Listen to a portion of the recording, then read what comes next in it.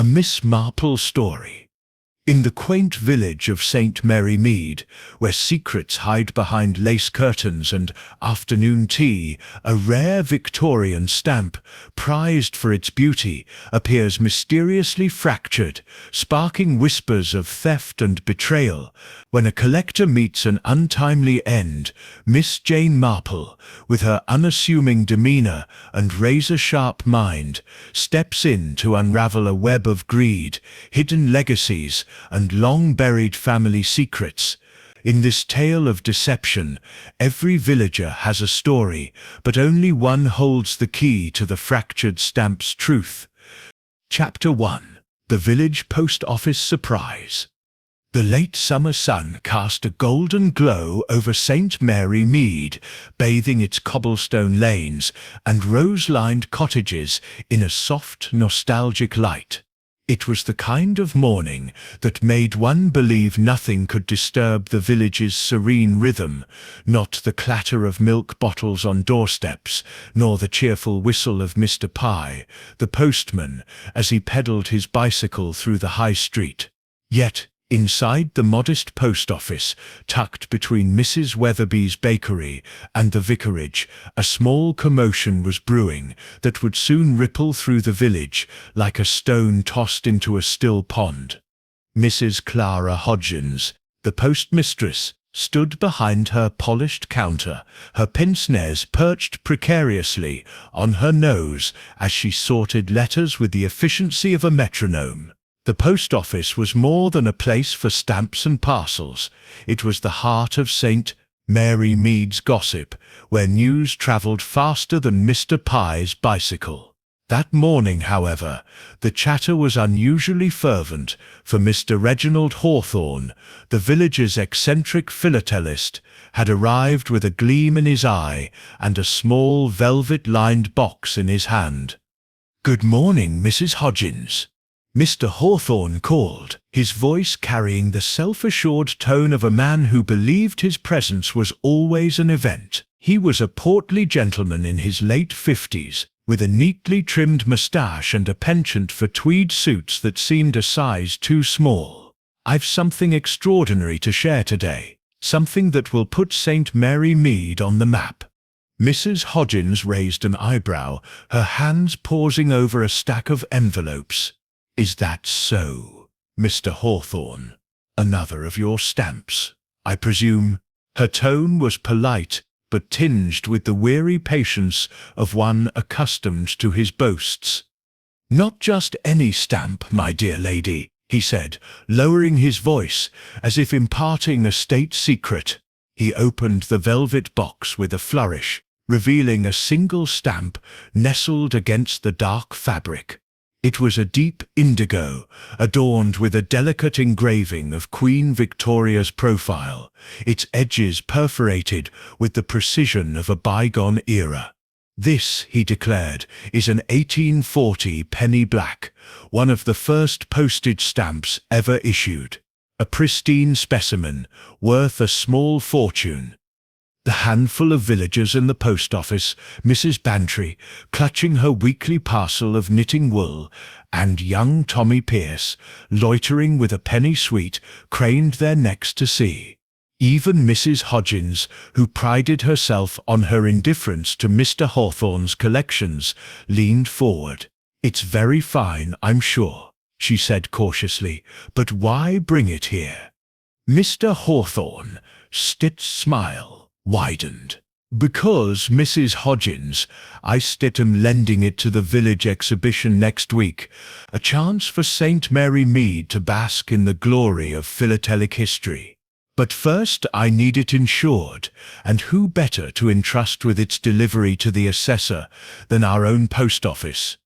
The room buzzed with murmurs. Tommy Pierce, his mouth full of toffee, piped up, "Caw, Mr. Hawthorne, is it really worth more than my dad's motorbike?" The question drew a chuckle from Mrs. Bantry, who patted the boy's head and said, "I dare say it's worth more than all our motorbikes combined, Tommy." As Mr. Hawthorne handed the box to Mrs. Hodgins, instructing her to send it by registered post, the door jingled, and Miss Jane Marple entered. She was a slight figure, her white hair neatly pinned beneath a modest hat, her knitting bag dangling from her arm. Her eyes, bright and birdlike, took in the scene with quiet interest. "Good morning, Clara," she said softly, her voice almost lost in the excitement. "Quite a gathering today." "Oh, Miss Marple," Mrs. Hodgins exclaimed, glad for a familiar face. Mr. Hawthorne sits, showing off his latest treasure, a stamp of all things. Says it sits worth a king sits ransom. Miss Marple's lips curved into a gentle smile. "A penny black, I presume," she said, her tone betraying a surprising knowledge. "They are rather rare, especially in such condition. But, Mr. Hawthorne, do take care. Valuable things have a way of attracting unwanted attention." Mr. Hawthorne laughed, a hearty sound that filled the small room. "Nonsense, Miss Marple. This is St. Mary Mead, not some den of thieves. Besides, it's safe in Mrs. Hodgins' hands until tomorrow." He tipped his hat and strode out, leaving the post office abuzz with speculation. Mrs. Bantry sidled up to Miss Marple as they stepped outside. "What do you make of it, Jane? All this fuss over a bit of paper?" Her tone was teasing, but her eyes were curious. Miss Marple's gaze lingered on the post office door. "Oh, Dolly, a bit of paper can cause more trouble than you might think. I once knew a young man in my nephew's parish who lost everything over a forged stamp. People will do surprising things for something so small." She paused, her expression thoughtful. "I do hope Mr. Hawthorne is as careful as he seems." As the two women parted ways, the village clock struck 11, and the high street resumed its sleepy rhythm. But in Miss Marple's mind, a faint thread of unease had begun to weave itself, a thread that by the next morning would unravel into a mystery that would shake St. Mary Mead to its core. What did you think of the mystery's opening in St. Mary Mead? Where are you reading this tale from? Your cozy armchair, a bustling cafe, or perhaps a quiet library? Share your location in the comments below, and don't forget to subscribe to the channel for the next chapter of Miss Marple and the mystery of the fractured stamp. The clues are just beginning to unfold, and you won't want to miss what happens next. Chapter 2. The Collector's Pride. The following afternoon, the sun hung low over St. Mary Mead, casting long shadows across the manicured lawn of Hawthorne House. The Georgian manor, with its ivy-clad walls and tall chimneys, stood at the edge of the village, a testament to Reginald Hawthorne's inherited wealth and his penchant for ostentation. Inside, the drawing-room was a shrine to his passion for philately, its walls lined with glass cases displaying stamps from every corner of the British Empire. The air smelled faintly of old paper and polished wood, a scent that seemed to please Mr. Hawthorne immensely, as he welcomed a small group of villagers for an impromptu viewing of his collection. Miss Marple, invited by Mrs. Bantry, who could never resist a chance to snoop, sat quietly in a velvet-upholstered chair, her knitting needles clicking rhythmically. Her eyes, however, were far from idle, darting from face to face as Mr. Hawthorne held court. Beside him stood his niece, Evelyn Hawthorne, a pale young woman in her late 20s, with a nervous habit of twisting her pearl necklace. Opposite her, leaning against a bookcase, was Dr. Simon Hayworth, the village physician, his sharp features softened by a polite smile. Rounding out the group was Mr. Leonard Crosby, a local solicitor and amateur philatelist, whose small, quick eyes seemed to miss nothing. "This, my friends," Mr. Hawthorne said, holding up a magnifying glass over a stamp album, "is the pride of my collection, save, of course, for the penny black you saw yesterday." He pointed to a vibrant red stamp, its edges crisp despite its age. An 1864 Cape of Good Hope, one of the rare triangulars, worth a tidy sum, though not quite the fortune of my penny black. Evelyn gave a tight smile, her fingers tightening around her necklace. "Uncle, must you always talk of their worth? It's the history that matters, isn't it?" Her voice was soft, but there was an edge to it, like a blade wrapped in silk. Mr. Hawthorne chuckled, patting her arm. "History? Yes, but money buys history, my dear. You so understand when you inherit this lot." He turned to Dr. Hayworth. "What say you, Doctor? Ever tempted by a collector sits fever?" Dr. Hayworth shook his head, his smile unwavering. "I'm afraid my interests lie in healing bodies, not chasing bits of paper, though I'll admit your collection is impressive." His gaze lingered on the penny black's empty slot in the album, a reminder of its temporary absence at the post office. Mr. Crosby, adjusting his spectacles, stepped closer to the case. "Reginald, you're a lucky man to own such treasures. But aren't you worried, leaving them here, a manor like this, so isolated?" His voice trailed off, but the implication hung in the air. "Nonsense," Mr. Hawthorne boomed, his mustache twitching. "I've a sturdy safe, and Mrs. Gibbs, my housekeeper, has eyes like a hawk. Besides, who in St. Mary Mead would dare?" He laughed. But Miss Marple noted the quick glance Evelyn cast toward the window, as if expecting an intruder to materialize. Mrs. Bantry, ever eager to stir the pot, leaned forward. "Ah, Reginald, damned, stet tempt fate. I read in the Daily Clarion about a stamp theft in London. Thieves broke into a collector sept's home in broad daylight." Miss Marple Sit's needles paused briefly. "Indeed," she murmured, almost to herself. "It's just often the things we cherish most that bring the most trouble. I recall a case in my old parish. A vicar Sit's rare book collection led to quite a scandal when it vanished." Mr. Hawthorne waved a dismissive hand. "No need for such gloom, Miss Marple. My stamps are safe, and my penny black will return from the assessor tomorrow, insured and untouchable." He closed the album with a flourish, signaling the end of the viewing. As the group dispersed, Miss Marple lingered, her gaze settling on the empty slot in the album. Evelyn, hovering near the door, caught her eye. "Miss Marple," she said quietly, "do you really think Uncle Sit's stamps could cause trouble?" Miss Marple's smile was gentle but inscrutable. "My dear, anything of value can stir the heart, sometimes in the wrong direction. But don't worry, I'm sure it's all quite safe." Her tone was reassuring, yet her eyes held a glint of curiosity, as if she sensed the storm brewing beneath the surface of Hawthorne House.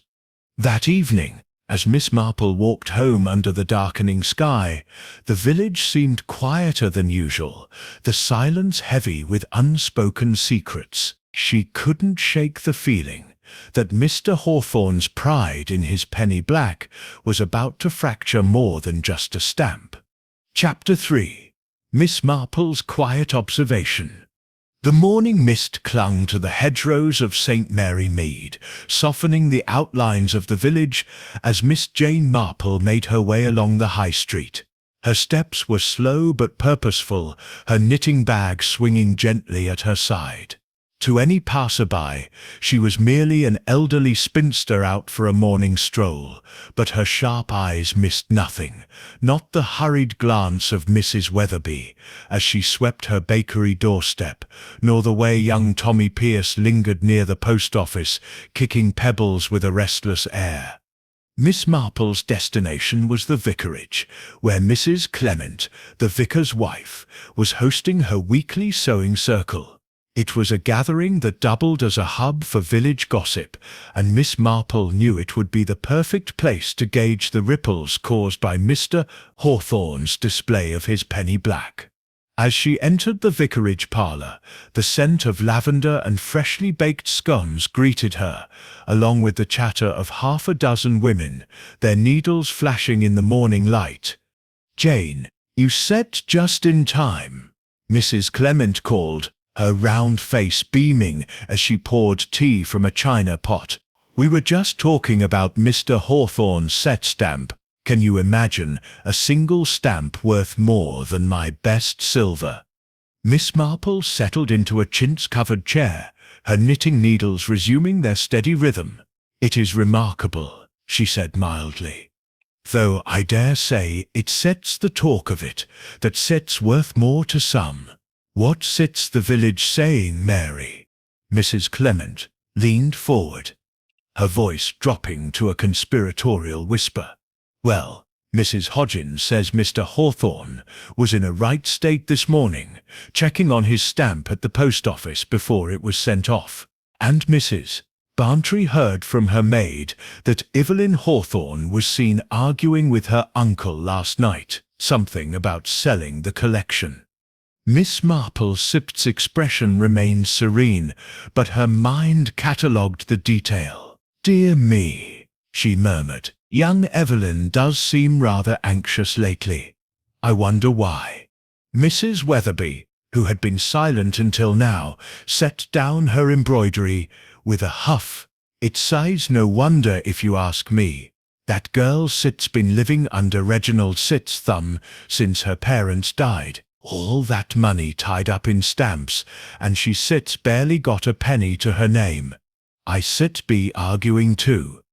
The room buzzed with agreement, but Miss Marple's attention shifted to Miss Lavinia Price, a prim spinster who rarely spoke but always listened. Today her lips were pursed, and her fingers fumbled with her needle. "Miss Price," Miss Marple said gently, "you live near Hawthorne House, don't you? Have you noticed anything unusual lately?" Miss Price hesitated, her eyes darting to the others. "Well, I don't like to gossip, but last night I saw a light moving in the shrubbery near Mr. Hawthorne's Sit's garden. It was past 10, far too late for gardeners. I thought it odd, but I didn't like to say." The room erupted in gasps. "A prowler," Mrs. Clement exclaimed. "Oh, Jane, do you think someone's summons after that stamp?" Miss Marple's needles clicked steadily. "It's possible," she said, her tone measured, "though it could be something quite innocent, a servant taking a shortcut perhaps. Still, it's worth noting." She paused, her gaze softening.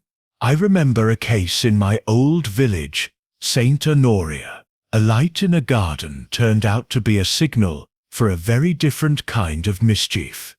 The conversation turned to other matters, Mrs. Bantry's new hat, the vicar's sermon, but Miss Marple's thoughts remained on Hawthorne House. The light in the shrubbery, Evelyn's argument, Mr. Hawthorne's pride. It was all beginning to form a pattern, like the stitches in her knitting. She recalled a similar case years ago, where a valuable heirloom had stirred envy and deceit in a quiet parish. Human nature, she mused, was much the same everywhere. As the sewing circle dispersed, Miss Marple lingered to help Mrs. Clement clear the tea things. "Mary," she said quietly, "do keep an ear out for any talk about Mr. Hawthorne's Sit's household. I have a feeling this stamp business may stir up more than just gossip." Mrs. Clement nodded. her eyes wide. "You think there's trouble coming, don't you, Jane?" Miss Marple smiled faintly. "I think, my dear, that trouble has a way of finding those who flaunt their treasures, but we shall see." As she stepped out into the misty street, Miss Marple's mind was already weaving the threads of St. Mary Mead's latest mystery, her quiet observation laying the groundwork for truths yet to be uncovered. Chapter 4. The Fractured Discovery. The sun had barely crested the hills surrounding St. Mary Mead when the post office bell jingled furiously, signalling an event of unusual urgency. It was just past 7 o'clock, and Mrs. Clara Hodgins was still arranging her counter, her morning routine interrupted by the breathless arrival of Mr. Reginald Hawthorne. His usually impeccable tweed suit was slightly askew, his moustache quivering with agitation as he clutched the same velvet-lined box he had presented 2 days prior. "Mrs. Hodgins," he exclaimed, his voice carrying a note of panic that silenced the early morning chatter of 2 villagers waiting for their newspapers. "The penny black, my penny black. It's been returned from the assessor. Hasn't it? I was told it would arrive by this morning's set's post." Mrs. Hodgins, unflappable even in the face of such theatrics, adjusted her pince-nez and retrieved a small, sealed package from a locked drawer. "Indeed, Mr. Hawthorne. It arrived not an hour ago by registered post. I was about to send Tommy Pierce to deliver it to you." She handed over the package, her expression one of mild curiosity. "Is something the matter?"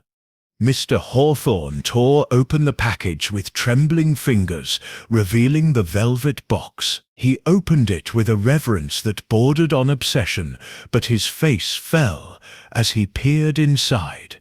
"No," he whispered, his voice barely audible. "No, this cannot be." He held up the stamp, his hands shaking, and even from across the counter, Mrs. Hodgins could see something was terribly wrong. The penny black, once pristine, was now marred by a jagged tear across its center, as if it had been deliberately sliced and then pressed back together. The villagers, old Mr. Jessup, who had come for his weekly tobacco, and Mrs. Tuttle, the butcher Sip's wife, gasped in unison. "Good heavens, Mr. Hawthorne!" Mrs. Tuttle cried. "Your precious stamp, it's Sip's ruined." Mr. Hawthorne's face reddened, his eyes darting around the post office, as if searching for an explanation in the air. "Ruined. Ruined. This is no accident, Mrs. Hodgins. This is sabotage vandalism. Someone has tampered with my penny black." He slammed the box onto the counter, causing a stack of envelopes to scatter. "Who handled it after I left it here?" "Who?" Mrs. Hodgins drew herself up, her tone firm but calm. "Now, Mr. Hawthorne, I assure you, the package was sealed when it left this post office, and it was sealed when it returned. If there's siege damage, it must have happened at the assessor seats or in transit." "Impossible," Mr. Hawthorne snapped. "The assessor is a man of impeccable reputation, and the post is reliable. No, this happened here, in St. Mary Mead." His accusation hung heavy, drawing uneasy glances from Mr. Jessup and Mrs. Tuttle, who edged toward the door as if fearing they might be implicated. The commotion drew a small crowd outside, and among them was Miss Jane Marple, who had been passing by on her way to the greengrocer. She slipped into the post office, her presence barely noticed amid the uproar. Her eyes, however, took in every detail: Mr. Hawthorne's flushed indignation, Mrs. Hodgins' defensive posture, and the curious stares of the villagers peering through the window. "Dear me," Miss Marple said softly, stepping forward with her characteristic mildness. "What a dreadful thing, Mr. Hawthorne. May I see the stamp?" Her request was so gentle that it cut through the tension, and Mr. Hawthorne, still fuming, handed her the box without protest. Miss Marple held the stamp to the light, her delicate fingers turning it carefully. The tear was clean, almost surgical, running diagonally through Queen Victoria's profile. "How very curious," she murmured. "It's almost as if it were cut with a blade, not torn by accident. And yet the edges are pressed so neatly together, almost as if someone wanted it to go unnoticed at first glance." Miss Marple's smile was enigmatic. "Oh, I shouldn't like to say just yet, but I do recall a case in St. Honoria many years ago where a damaged painting revealed a hidden message beneath. Sometimes what appears to be destruction is merely a disguise." She returned the stamp to its box, her expression serene but her mind racing. Mrs. Hodgins, sensing an opportunity to deflect blame, interjected. "Well, I can tell you, Miss Marple, no one in this post office touched that stamp after Mr. Hawthorne left it. It was locked away until it was sent, and I received it back myself this morning. If there's mischief, it's not on my watch." "Of course, Clara," Miss Marple said kindly. "No one doubts your diligence. But perhaps we might ask, who else knew the stamp was here, or who might have had access to the assessor's office?" Mr. Hawthorne's sitzer anger gave way to a flicker of unease. "Well, I did mention it at the Red Lion last night. Just a few fellows, Dr. Hayworth, Mr. Crosby, and young Tommy Pierce was there, serving drinks. But they sit, all good sorts, surely." Miss Marple nodded, her knitting bag swinging gently as she prepared to leave. "I'm sure they are, Mr. Hawthorne. But it's remarkable how a small thing like a stamp can stir up such interest. I shall keep an ear out for any talk in the village. Do let me know if anything else comes to light." As she stepped outside, the crowd parted for her, their whispers following in her wake.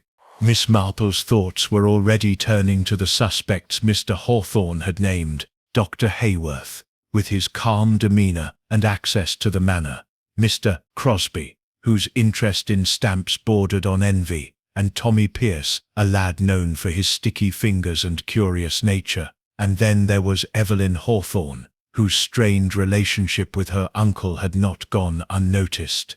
The High Street bustled with its usual morning activity, but Miss Marple felt a chill that had little to do with the mist. The fractured stamp was no mere accident, she was certain. It was a clue, a thread in a tapestry of greed or vengeance that she would need to unravel with care.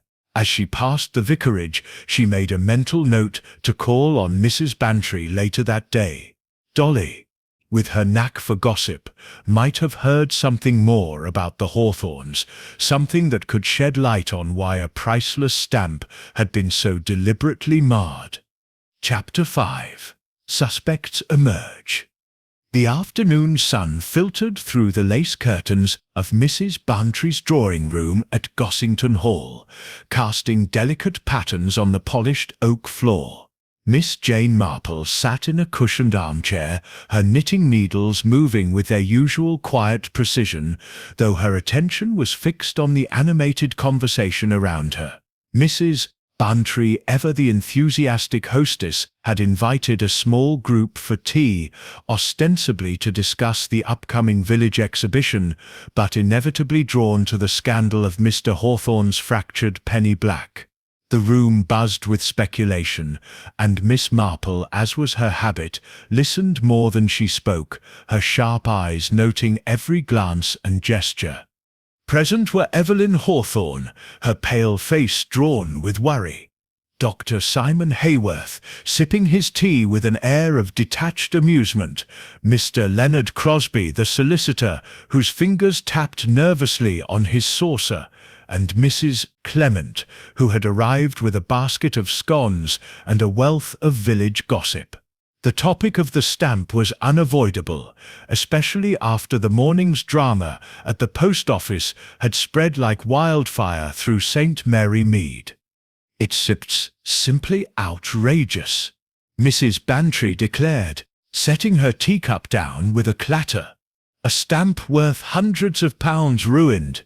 I told Arthur this morning it's the sort of thing you read about in detective novels, not in our little village. Who could do such a thing?" Evelyn Hawthorne twisted her pearl necklace, her voice barely above a whisper. "Uncle is beside himself. He's convinced it's someone in St. Mary Mead, but I can't imagine who would be so cruel. That stamp was his pride and joy." Her eyes flickered toward Dr. Hayworth, who raised an eyebrow but said nothing. Dr. Hayworth leaned back in his chair, his tone measured. "It's a curious case, I'll grant you. But vandalism? Perhaps it was an accident, rough handling in the post, or a slip at the assessor's. These things do happen, Miss Hawthorne." His calm demeanour seemed to irritate Mr. Crosby, who adjusted his spectacles and leaned forward. "An accident?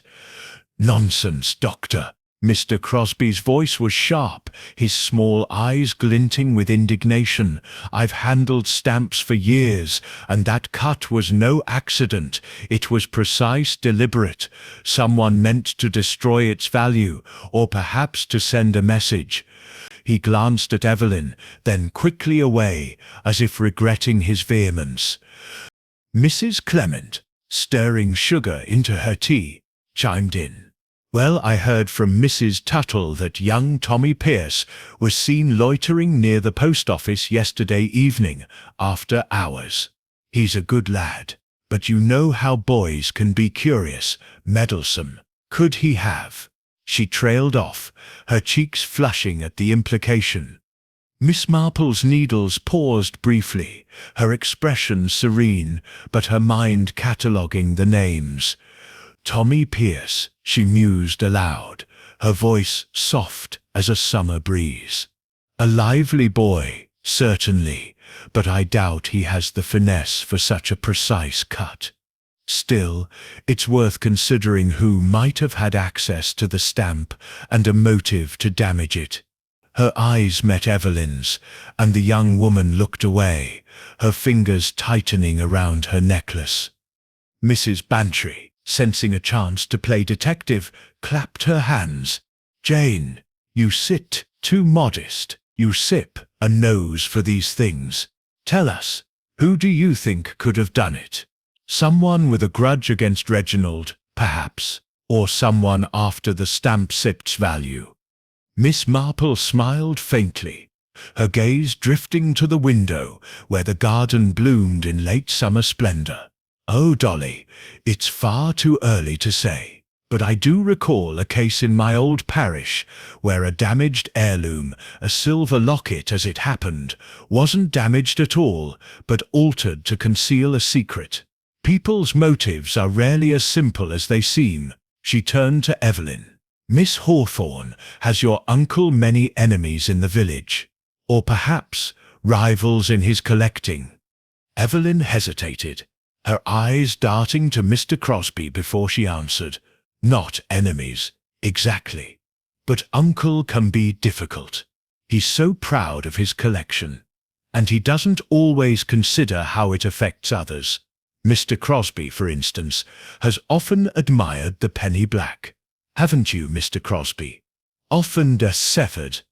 The solicitor flushed, setting his teacup down with a clink. "Admired? Yes, as any collector would. But I'd never dream of harming it. My own collection is modest, but I value the art of philately, not the destruction of it." His defensiveness drew a curious glance from Dr. Hayworth, who sipped his tea in silence. Dr. Hayworth spoke at last, his voice smooth. "Miss Marple, you seem to have a theory forming. Care to share it with us, mere mortals?" His tone was teasing, but there was a sharpness in his eyes, as if testing her. Miss Marple's smile remained unruffled. "Oh, I have no theories yet, Doctor. Only observations. For instance, it's curious how much attention a single stamp can attract, and how quickly news travels in St. Mary Maid." She paused, her needles resuming their rhythm. "I wonder, Miss Hawthorne, if your uncle mentioned the stamp to anyone else recently, perhaps someone outside the village." Evelyn shook her head, but her hesitation was noticeable. "Not that I know of. He's been so focused on the exhibition, he's hardly left the house. Except, well, he did receive a letter from a London dealer last week, asking about the penny black. But he didn't reply, as far as I know." Miss Marple nodded, filing the detail away. A London dealer, she thought, could complicate matters. She recalled a case years ago, where a rare book had drawn the attention of outsiders, leading to theft and worse. "Well," she said brightly, "I'm sure the police will look into it, if it comes to that. Inspector Craddock is a thorough man." Mrs. Bantry groaned. "Oh, Jane, you said no fun. I was hoping you said solve it right here, over tea. But you said right. Reginald said's bound to call the police, if he thinks it's sabotage." She turned to the group. "Who do you all think did it? Come on, let's have a guess." The conversation turned to speculation, with Mrs. Clement suggesting a jealous rival, Mr. Crosby insisting on a professional thief, and Dr. Hayworth maintaining his skeptical amusement. Evelyn said little, her eyes fixed on her lap, while Miss Marple listened, her mind weaving a tapestry of possibilities. Each person in the room had a connection to Mr. Hawthorne. Evelyn through family, Dr. Hayworth through proximity, Mr. Crosby through rivalry, and even Tommy Pierce through opportunity. And then there was the mysterious London dealer, a shadow on the edges of the puzzle. As the tea party broke up, Miss Marple lingered, helping Mrs. Bantry stack the cups. "Dolly," she said quietly, "do keep an ear out for any talk about that London dealer. And perhaps ask your maid if she's heard anything about Evelyn's argument with her uncle. Family ties can be complicated." Mrs. Bantry's eyes sparkled with intrigue. "You think Evelyn's hiding something, don't you, Jane?" Miss Marple's smile was non-committal. "I think, my dear, that everyone hides something, even if they don't know it themselves. But we shall see what the next few days bring." As she stepped out into the fading light, the village seemed to hold its breath, the fractured stamp casting a long shadow over St. Mary Mead's quiet lanes. Miss Marple knew that the truth, like the tear in the stamp, was hidden in plain sight. She need only find the right angle to see it. Chapter 6. Tea and Whispers. The soft clink of teacups and the murmur of voices filled the cosy parlour of Miss Marple's cottage, where the late afternoon light filtered through chintz curtains, casting a warm glow over the gathered company.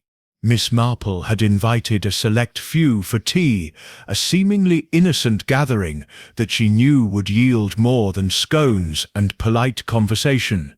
The fractured penny black had set St. Mary Mead abuzz, and she intended to sift through the village's whispers to uncover the truth lurking beneath the surface. Seated around her mahogany table were Mrs. Clement, her face alight with the thrill of gossip, Miss Lavinia Price, whose prim demeanour belied her keen ear for village happenings, and Mrs. Hodgins, the postmistress, who had reluctantly closed the post office early to attend. Miss Marple, her knitting needles clicking softly, poured tea with the grace of a seasoned hostess, her eyes darting from face to face as she steered the conversation toward the mystery at hand. "It's such a dreadful business about Mr. Hawthorne's stamp," Miss Marple began, her tone light but deliberate. "I do wonder what could drive someone to damage such a valuable thing. Clara, you handled the stamp before it was sent. Did anything strike you as unusual?" Mrs. Hodgins stiffened, her pince-nez glinting as she set down her teacup. "I've said it before, Miss Marple, and I'll say it again. That stamp was in perfect condition when it left my post office. Sealed tight it was, and I sent it by registered post myself. If there's blame to be laid, it's not at my door." Her voice carried a defensive edge, but her eyes flicked nervously toward the window, as if expecting Mr. Hawthorne to burst in with accusations. Miss Marple nodded, her expression serene. "Of course, Clara, no one doubts your care. But it's curious, isn't it, how such a small thing can cause such a stir? I recall a case in Santa Noria where a damaged brooch led to all sorts of misunderstandings. It turned out to be a matter of jealousy, not theft." She paused, offering a plate of shortbread to Mrs. Clement, who took a piece eagerly. "Jealousy?" Mrs. Clement exclaimed, crumbs dusting her lap. "That's what I've been saying. Mr. Crosby, the solicitor, has been green with envy over Reginald's collection for years. My maid heard him at the Red Lion, muttering about how he'd give anything to own a penny black. And now it's ruined. Convenient, don't you think?" Miss Price, who had been silent, stirred uneasily. "I don't like to speak ill of anyone," she said, her voice barely above a whisper, "but Mr. Crosby did call on Mr. Hawthorne the evening before the stamp was sent. I saw him from my window, leaving Hawthorne House in quite a hurry. He looked agitated." Miss Marple's needles paused, her eyes bright with interest. "Did he now? That's most interesting, Lavinia. And did you notice anything else that evening? You have such a good view of the lane from your cottage."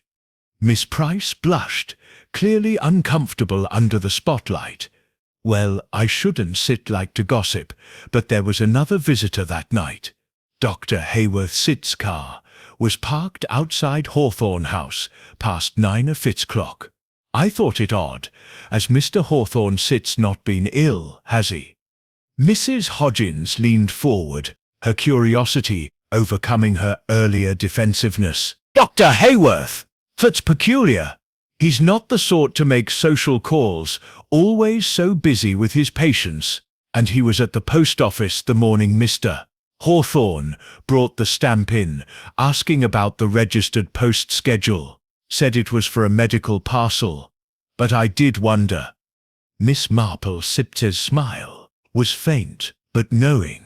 "How very observant of you, Clara. It's remarkable how much one can learn from the comings and goings in a village.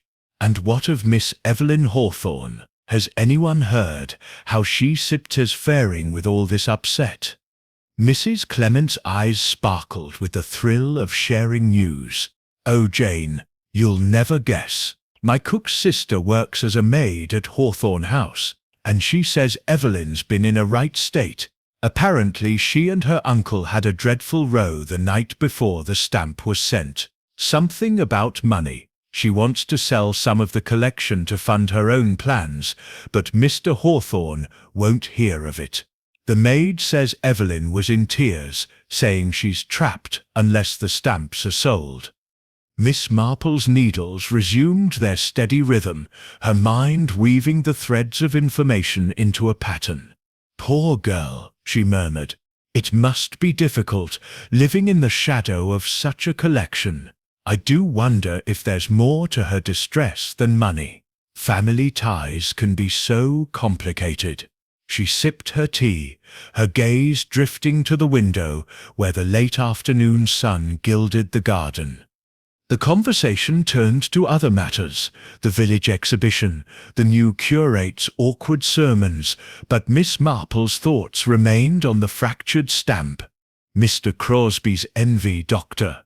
Hayworth's late-night visit, Evelyn's argument, and even young Tommy Pierce's loitering near the post office formed a constellation of motives and opportunities. She recalled a case from years ago where a seemingly trivial act of vandalism had masked a deeper crime, one rooted in long-buried resentment. Could the fractured stamp be a similar distraction, hiding a larger truth? As the tea party drew to a close, Miss Marple rose to clear the cups, her movements slow and deliberate. "Thank you all for coming," she said warmly. "It's been most enlightening. Do let me know if you hear anything more about Mr. Hawthorne's troubles. Even the smallest detail can be so revealing." Mrs. Clement lingered at the door, her voice low. "Jane, you stuss up to something, aren't you? I can tell by that look in your eye. Do you think the stamp was really cut on purpose?" Miss Marple's smile was enigmatic. "I think, Mary, that people rarely do things without a reason, even if they don't understand it themselves.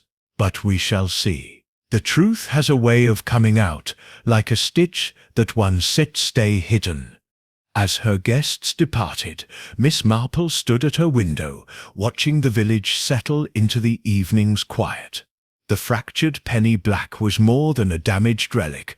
It was a spark that had ignited hidden tensions in St. Mary Mead. She would need to tread carefully, for the next piece of the puzzle might reveal not just a vandal, but something far darker. Chapter 7. The Midnight Intruder. The clock in St. Mary Mead's church tower struck midnight, its chimes echoing softly through the still night air, as if reluctant to disturb the village's slumber. Hawthorne House stood dark and silent at the edge of the village, its windows like empty eyes staring into the moonlit garden. Inside, Reginald Hawthorne tossed fitfully in his bed, his dreams haunted by visions of his fractured penny black, the tear in the stamp mirroring the crack in his sense of security. Little did he know that the night held more than restless dreams. It was about to deliver an intruder whose presence would escalate the mystery from vandalism to something far more sinister. Evelyn Hawthorne, unable to sleep, sat by the window in her upstairs room, a shawl wrapped around her shoulders against the chill that seeped through the old panes. The events of the past days weighed heavily on her, the argument with her uncle, the whispers in the village, and the nagging fear that the damaged stamp was only the beginning. She gazed out at the garden, where the rose bushes cast long, jagged shadows under the moon's pale light. It was then that she saw it, a flicker of movement near the shrubbery, a dark figure slipping through the gate like a shadow detached from the night. Her heart pounded as she watched the intruder creep toward the house, pausing to glance around before approaching the French doors of the drawing room. Evelyn's mind raced. Should she cry out, wake her uncle? But fear paralyzed her for a moment, and by the time she gathered her wits, the figure had jimmied the lock with practiced ease and slipped inside. Trembling, she hurried down the stairs, her bare feet silent on the carpet, intent on confronting the intruder or at least raising the alarm. In the drawing room, the intruder moved with purpose, a torch's narrow beam cutting through the darkness to illuminate the glass cases lining the walls. The light danced over the stamp albums, pausing on the safe where Mr. Hawthorne kept his most valuable pieces. The figure, clad in dark clothing and a low-brimmed hat that obscured their face, worked quickly at the safe's combination lock, fingers deft despite the gloves they wore. A soft click echoed in the room as the safe swung open, revealing the velvet box containing the fractured penny black and a few other rare stamps. Just as the intruder reached for the box, a floorboard creaked in the hallway. Evelyn burst into the room, switching on the light with a gasp. "Stop! Who are you? What do you want?" Her voice was shrill, laced with terror and defiance. The intruder whirled around, the torch dropping to the floor with a clatter. For a split second, their eyes met. Evelyn caught a glimpse of familiar features beneath the hat, but before she could process it, the figure lunged forward, shoving her aside with surprising force. Evelyn stumbled, crashing into a side table and sending a vase shattering to the floor. The noise roused the household. Footsteps thundered from upstairs as Mr. Hawthorne shouted, "What's going on down there?" Evelyn. The intruder snatched the velvet box from the safe and bolted for the French doors, vanishing into the garden, just as Mr. Hawthorne appeared in the doorway, his dressing gown askew and his face pale with alarm. "Evelyn, are you hurt? What happened?" He rushed to her side, helping her to her feet as Mrs. Gibbs, the housekeeper, arrived, clutching a candle and wide-eyed. "An intruder, Uncle," Evelyn gasped, rubbing her bruised arm. "They took the penny black. I saw them, dark clothes, a hat. They were at the safe." Her words tumbled out in a rush, her eyes darting to the open safe and the empty space where the box had been. Mr. Hawthorne's face hardened, his moustache twitching with fury. "The police! We must call Inspector Craddock at once. This has gone too far. First the damage, now theft." He strode to the telephone, his hands shaking as he dialed, while Mrs. Gibbs fussed over Evelyn, fetching a glass of water and muttering about the state of the world. By dawn, Hawthorne House was abuzz with activity. Inspector Craddock, a sturdy man with a no-nonsense air, arrived with Constable Polk, their boots leaving muddy prints on the polished floor. They inspected the drawing room, noting the jimmied lock, the shattered vase, and the open safe. "No fingerprints, likely gloved," Craddock observed, his notebook in hand. "Miss Hawthorne, can you describe the intruder again? Height, build, anything distinctive?"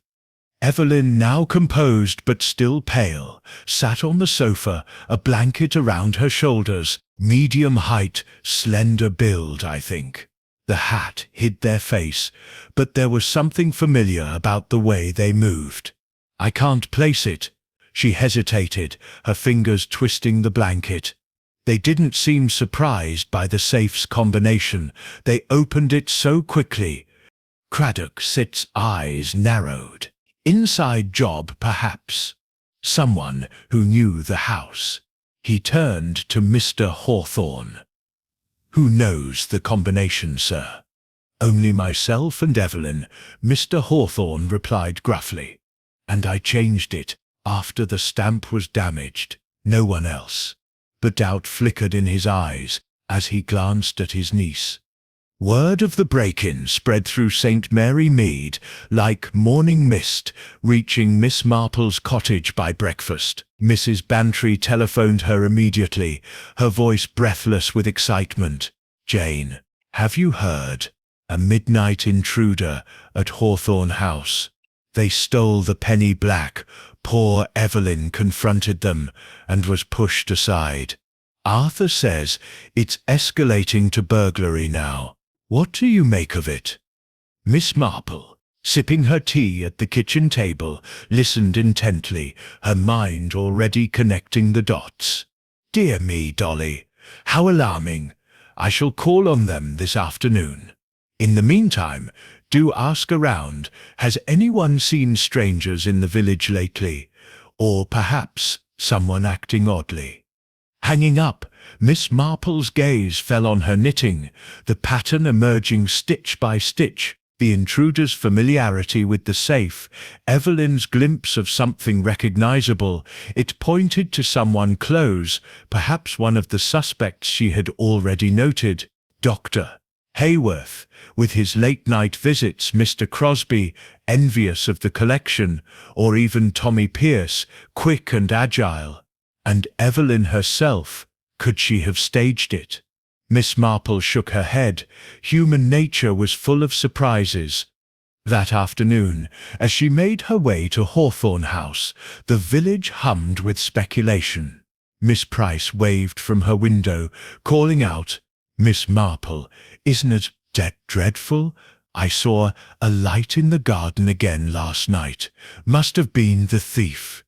Miss Marple paused, her eyes bright. "Did you, Lavinia? At what time?" "Around midnight," Miss Price replied. "Just a flash, then gone." "Thank you, dear," Miss Marple said, continuing on. Another thread to weave in. At Hawthorne House, she found Inspector Craddock wrapping up his questions, Evelyn looking exhausted, and Mr. Hawthorne pacing like a caged lion. "Miss Marple." Craddock greeted her with a nod. "Knowing her reputation, come to offer your insights." She smiled modestly. "Only to see how they sit faring, Inspector. But if I may, the intruder took only the penny black, not the other valuables." Craddock confirmed it with a grunt. "Odd, that. Suggests they knew what they wanted."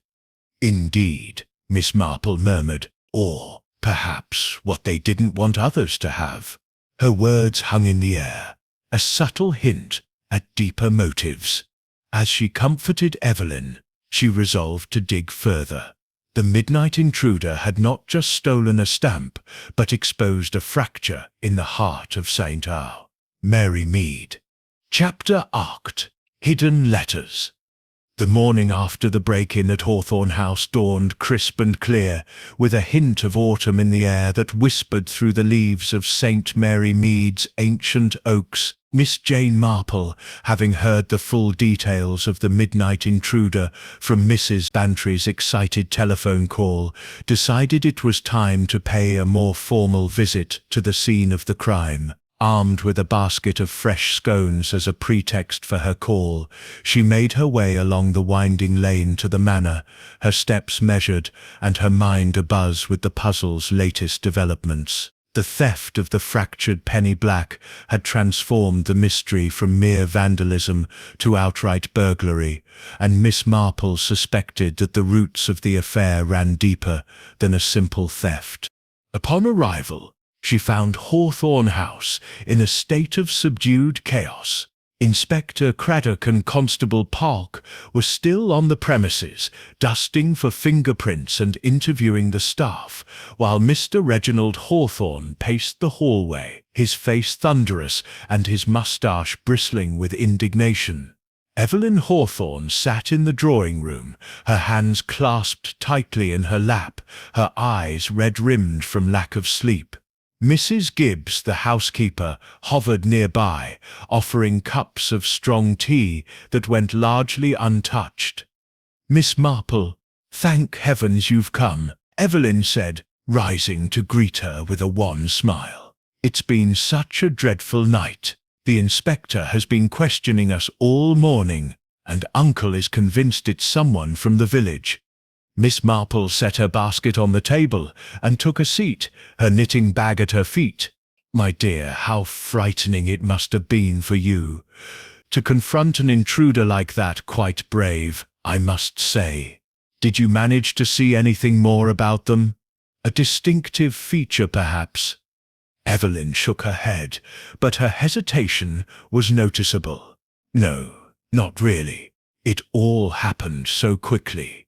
But the way they moved, it felt familiar, as I told the inspector, almost like someone I've seen before, but I can't place it."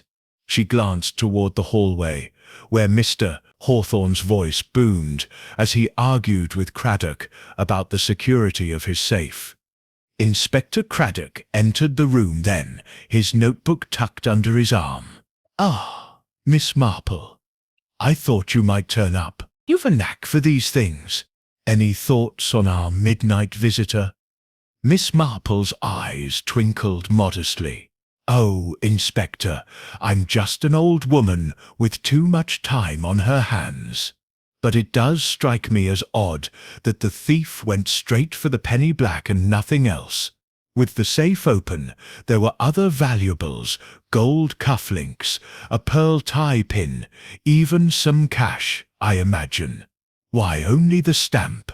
Craddock nodded thoughtfully. "That's puzzled me too. It's as if they knew exactly what they wanted and didn't care for the rest. And the safe's combination. Mr. Hawthorne insists only he and Miss Evelyn knew it, but it was opened without force. Suggests an inside knowledge." Mr. Hawthorne stormed in. Overhearing the remark, "Inside knowledge? Are you implying one of my household is involved? Preposterous. Evelyn would never. And Mrs. Gibbs has been with me for 20 years. His face reddened, but Miss Marple noted the quick glance he cast at his niece, a flicker of doubt in his eyes.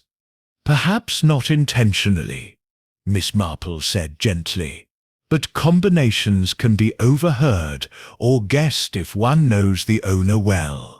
Birth dates, anniversaries, that sort of thing. Mr. Hawthorne, what was the combination based on?" He huffed, reluctant to admit it.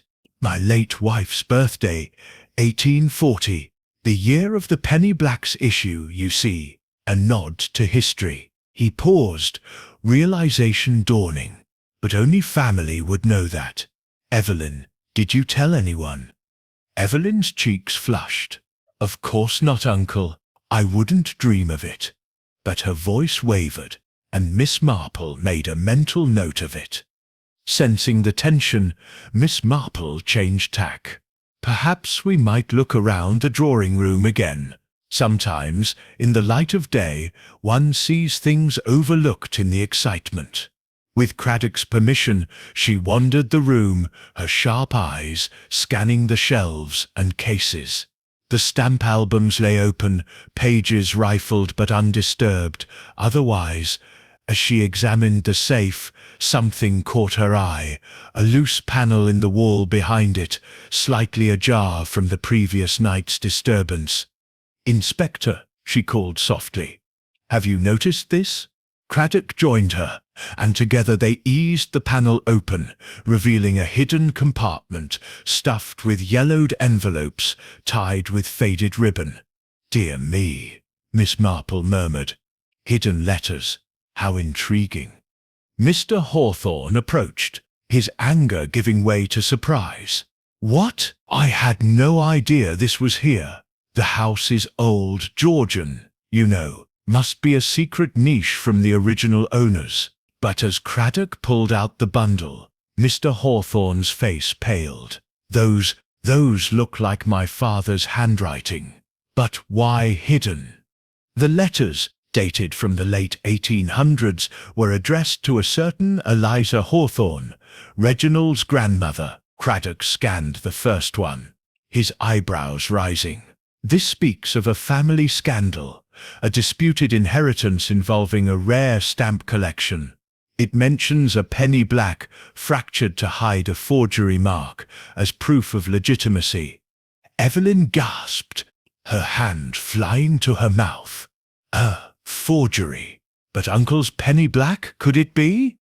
Mr. Hawthorne snatched the letter, his eyes scanning the faded ink. Impossible. My grandfather acquired that stamp legitimately. This must be nonsense. Old family gossip. But his voice lacked conviction, and Miss Marple observed the tremor in his hands. "Perhaps," Miss Marple said mildly, "but it's curious timing, don't you think? The stamp fractured, then stolen, and now these letters surface, almost as if someone wanted them found." She turned to Evelyn. "My dear, did you know about this compartment?" Evelyn shook her head vehemently. "No, I swear, I've never seen it before." But her eyes darted away, and Miss Marple wondered. Craddock bundled the letters. "I'll take these for examination. They might shed light on a motive. Perhaps someone knew the stamp's history and wanted to expose or claim it. He nodded to Miss Marple. Good eye, as always. As the inspector departed, Miss Marple lingered, offering comfort to Evelyn. These old letters can stir up painful memories, but they often hold the key to present troubles. I recall a case in my nephew's parish where hidden correspondence revealed a long-lost heir. People will go to great lengths to protect or reclaim what they believe is theirs. Evelyn nodded, but her expression was troubled. Miss Marple, do you think the intruder was after these letters, not just the stamp? Perhaps both, Miss Marple replied. Or perhaps the stamp was the bait to lead us here. Either way, the puzzle deepens. She patted Evelyn's hand. Try to rest, dear. And if you remember anything more about the intruder, do tell me. Leaving Hawthorne House, Miss Marple walked slowly back to the village, the hidden letters swirling in her thoughts. The mention of a fractured stamp in the old correspondence mirrored the current damage too closely to be coincidence. Was the penny black a forgery, hidden for generations? And who in St. Mary Mead knew the family secret? Dr. Hayworth, perhaps, with his close ties to the Hawthorns, or Mr. Crosby, the fellow collector. Even young Tommy Pierce might have overheard something while running errands. Stopping at the post office to chat with Mrs. Hodgins, Miss Marple learned that a London postmark had been on a recent letter to Mr. Hawthorne, the dealer Evelyn had mentioned. He seemed agitated after reading it. Mrs. Hodgins confided, "Tore it up right here at the counter." Miss Marple's mind raced. A London dealer, family secrets, a fractured stamp. The pieces were falling into place, but the picture was still obscured. She would need to consult her network of village informants further. As she reached her cottage, she resolved to invite Dr. Hayworth and Mr. Crosby for tea the next day. A casual conversation might reveal more than any interrogation. The hidden letters had deepened the puzzle, exposing cracks in the Hawthorne family's facade. Miss Marple knew that beneath the surface of St. Mary Mead's tranquility lay motives as old as the letters themselves: greed, resentment, and the unyielding pull of inheritance. Chapter 9. Alibis and Lies. The following day brought a steady drizzle to St. Mary Mead, turning the cobblestone lanes slick and the gardens into a misty watercolour. Miss Jane Marple, undeterred by the weather, donned her raincoat and sturdy galoshes, setting out with her umbrella in one hand and her knitting bag in the other. The discovery of the hidden letters had added a layer of intrigue to the mystery of the fractured penny black, and she was determined to probe the alibis of those closest to the case. Inspector Craddock had promised to share his findings on the letters, but Miss Marple knew that village gossip often revealed more than official reports. Her first stop was the vicarage, where Mrs. Clement was sure to have the latest whispers. As she entered the vicarage parlour, shaking rain from her umbrella, Mrs. Clement greeted her with a pot of hot tea and a plate of biscuits. "Jane, you must be chilled to the bone. Come sit by the fire. The whole village is talking about those old letters at Hawthorne House.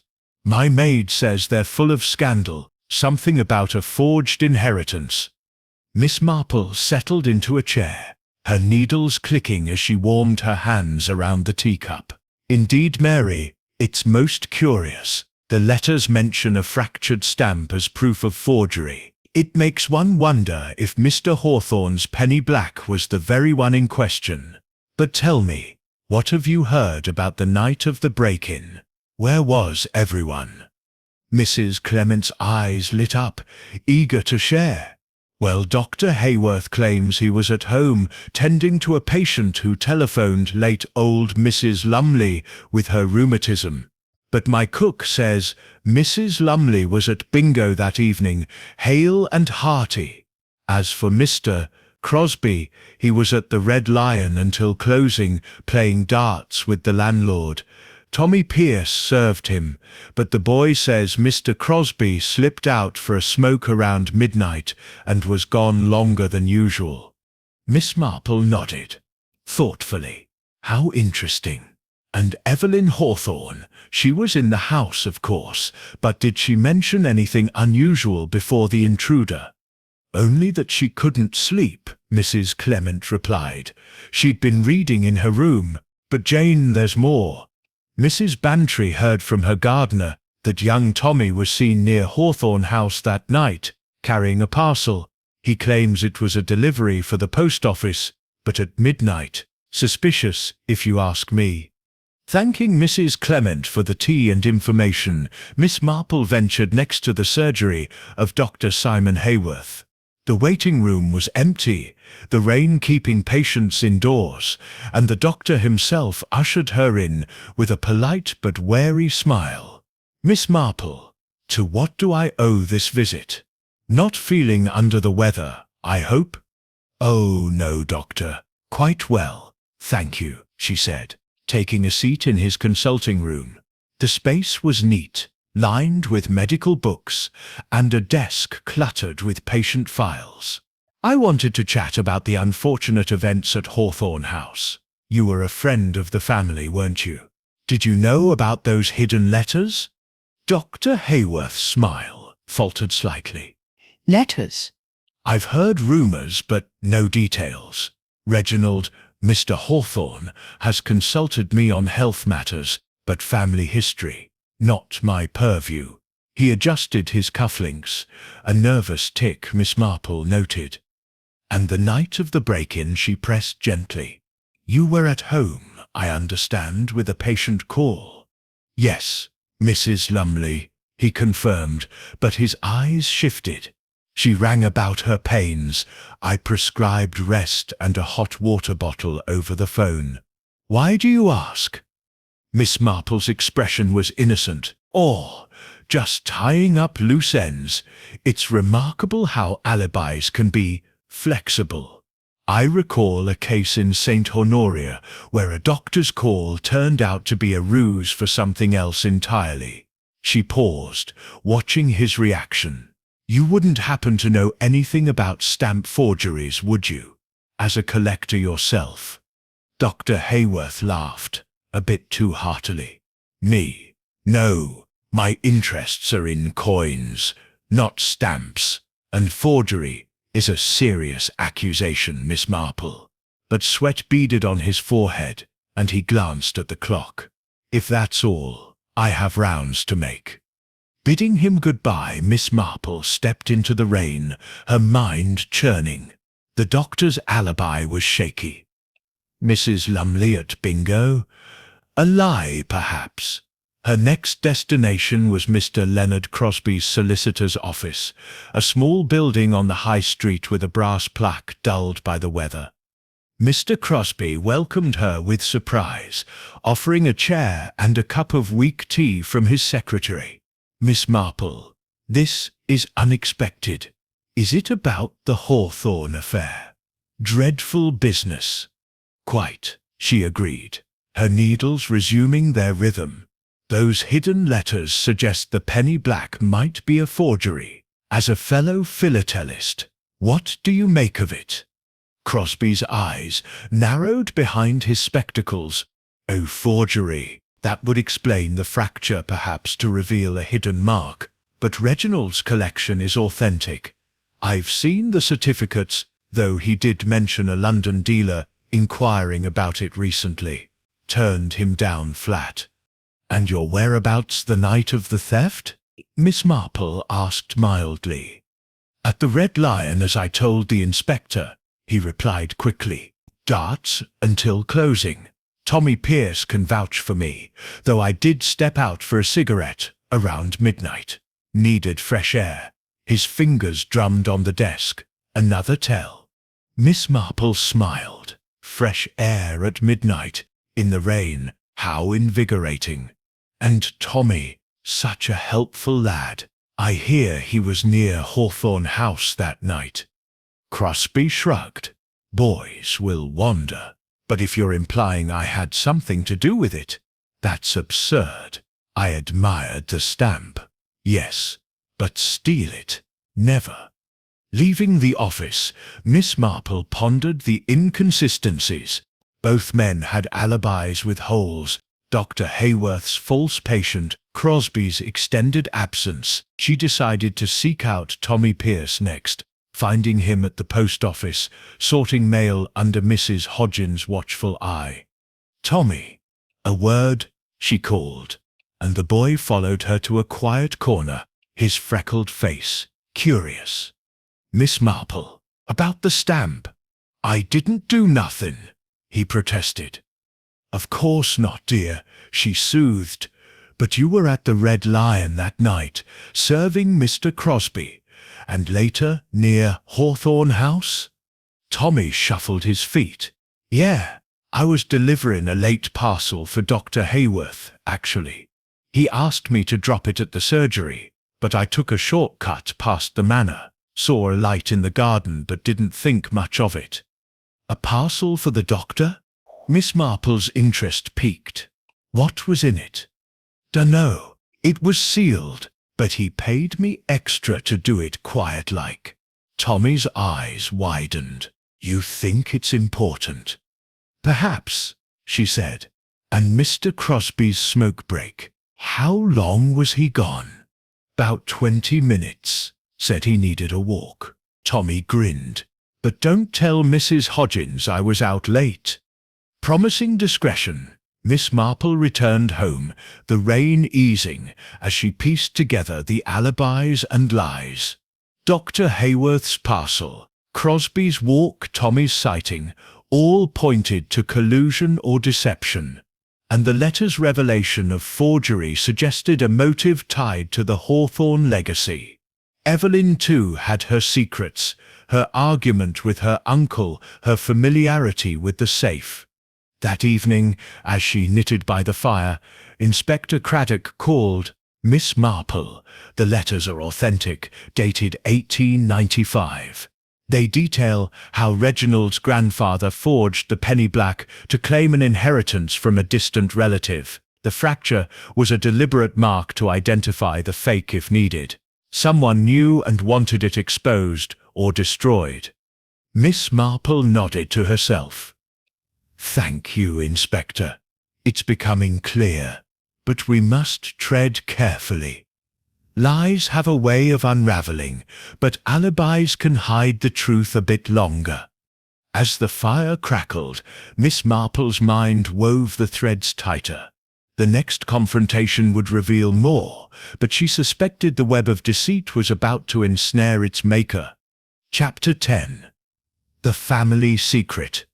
The rain had ceased by midday, leaving St. Mary Mead glistening under a tentative sun that peeked through the clouds like a shy visitor. Miss Jane Marple, having spent the morning reviewing her notes by the fireside, decided it was time to confront the heart of the mystery, the Hawthorne family secret unearthed in those hidden letters.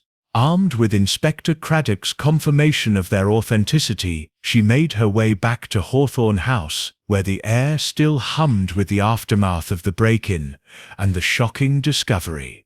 The manor seemed quieter now, its grandeur dimmed by the weight of revelations waiting to unfold. Evelyn Hawthorne answered the door herself, her face etched with exhaustion and a hint of resignation. "Miss Marple," she said, stepping aside to let her in. "Uncle is in the study, poring over those letters. He's barely spoken since the inspector left. Please, come in. Perhaps you can make sense of it all." The study was a somber room, lined with leather-bound books and the faint scent of pipe tobacco. Mr. Reginald Hawthorne sat at his desk, the bundle of yellowed envelopes spread before him like relics from a forgotten grave. His mustache drooped, and his eyes, usually sharp with pride, were clouded with bewilderment. "Miss Marple," he greeted her gruffly, gesturing to a chair. "I suppose you've come about these blasted letters. Craddock says they're genuine. My grandfather's hand, no doubt, but what they imply, it's ruinous. Miss Marple settled into the chair, her knitting bag at her feet, though she made no move to take out her needles. This was a moment for undivided attention. Mr. Hawthorne, the letters do paint a rather intricate picture. Might you share what you've gleaned from them? It could help unravel this tangle. He sighed heavily, picking up one of the envelopes and extracting the fragile paper. It's all here, in black and white, or faded ink, rather. My grandfather Elias Hawthorne was a struggling clerk in the 1890s with a passion for stamps much like mine. But the family fortune was tied to a distant uncle, a wealthy collector who owned a genuine penny black, part of a contested inheritance. The uncle's will stipulated that the heir must prove possession of an authentic penny black to claim the estate. Evelyn, standing by the window, interjected softly, "And grandfather, he couldn't afford one, could he? So he forged it." Mr. Hawthorne nodded, his voice strained. "Precisely. The letters are to his wife Eliza, my grandmother, confessing the deed. He acquired a common stamp, altered it meticulously to mimic a penny black, but added a deliberate fracture, a hidden cut that could be revealed under scrutiny as a mark of the forgery. It was his safeguard, in case the deception was ever challenged. He claimed the inheritance, built this house, started our collection. But the real penny black, the uncle's, was supposedly lost or destroyed to cover his tracks." Miss Marple's eyes gleamed with quiet understanding. "And your penny black, Mr. Hawthorne, the one that's been fractured and stolen, was it the forged one, passed down as genuine?" He rubbed his temples, looking every bit his age. "It must be. The fracture matches the description in the letters, a diagonal cut through the Queen's profile, meant to expose a subtle ink discrepancy if examined closely. I always thought it was a minor imperfection, adding to its rarity. It's proof of fraud. If word gets out, the entire collection's value plummets, my reputation ruined, and the inheritance, could it be contested even now?" Evelyn moved closer, her hands clasped tightly. "Uncle, there's more. One letter mentions a legitimate heir, a cousin's line that was cut out by the forgery. Grandfather feared they might discover the truth. Do you think someone from that line is behind this? The damage, the theft, to expose us?" Mr. Hawthorne's face hardened. "Possible. But who? The cousin's family died out. Or so I thought. I've never looked into it. Why dredge up old ghosts?" He turned to Miss Marple. "What do you make of it? Is this why the stamp was targeted?" Miss Marple leaned forward, her voice gentle but probing. "It's certainly a compelling motive, Mr. Hawthorne. Greed, resentment over a stolen legacy, these are powerful forces. I recall a similar case in my old village, where a forged will led to generations of bitterness, culminating in a theft to right the wrong.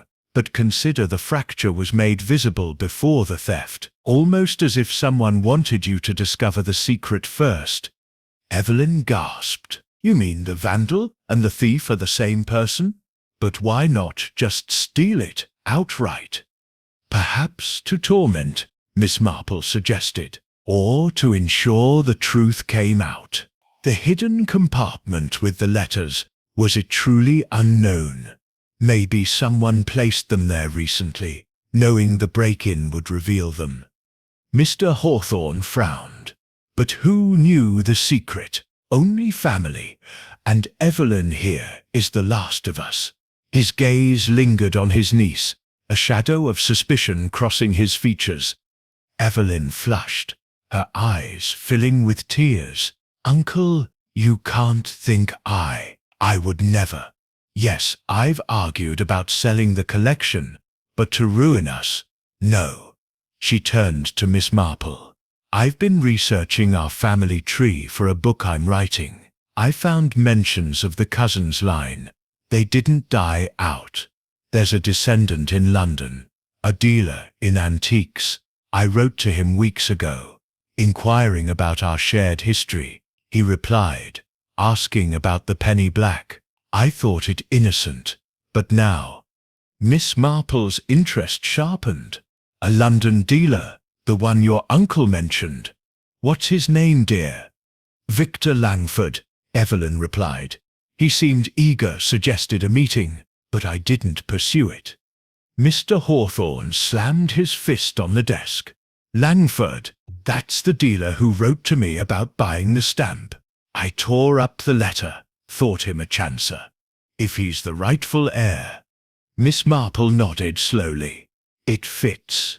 Perhaps Mr. Langford learned of the forgery through family law and sought to reclaim his due.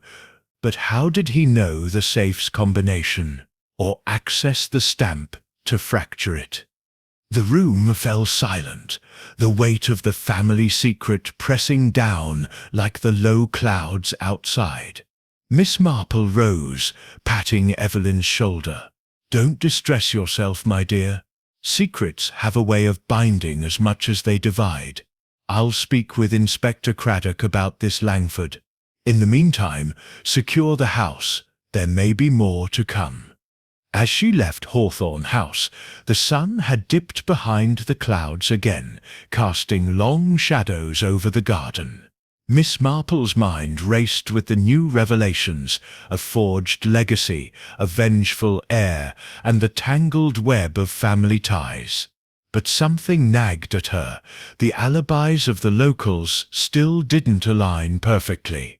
Was Langford acting alone, or with help from within St. Mary Mead?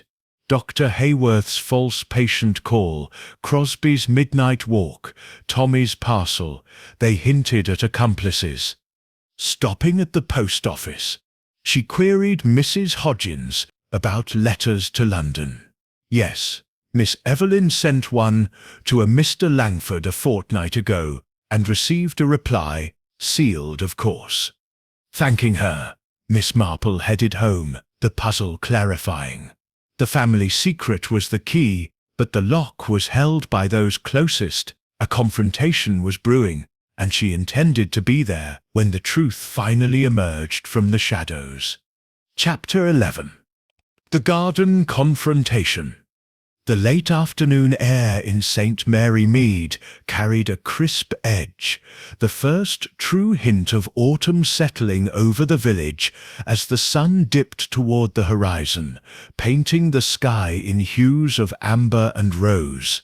Miss Jane Marple, having spent the morning reflecting on the Hawthorne family secret, decided that the time had come to stir the pot a little.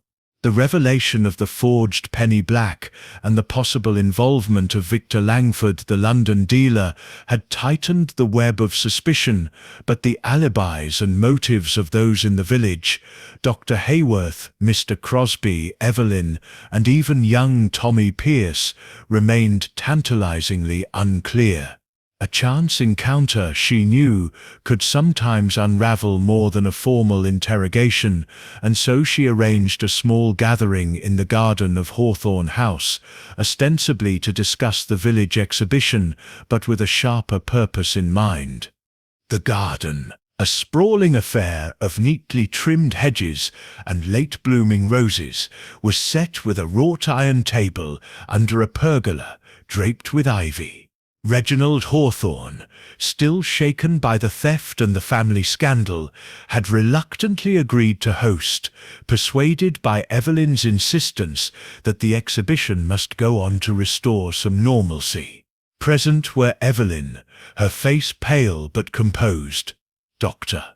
Simon Hayworth, his usual calm tinged with a wary alertness, Mr. Leonard Crosby, fidgeting with his spectacles, and Tommy Pierce, who had been roped in to serve tea, his freckled face betraying a mix of curiosity and unease.